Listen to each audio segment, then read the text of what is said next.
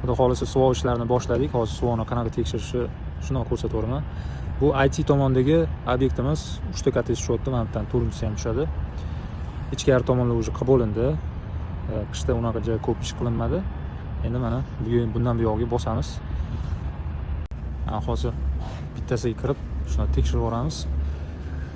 Bu kottejda sotilish uchun qurilyapti. Juda ham sifatli quryapmiz.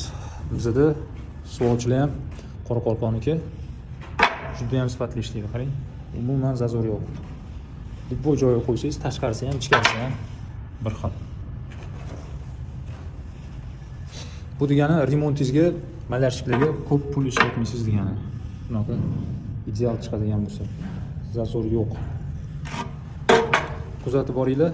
Bundan buyog'iga mana sezon boshlandi. Videolarni qo'yib boramiz.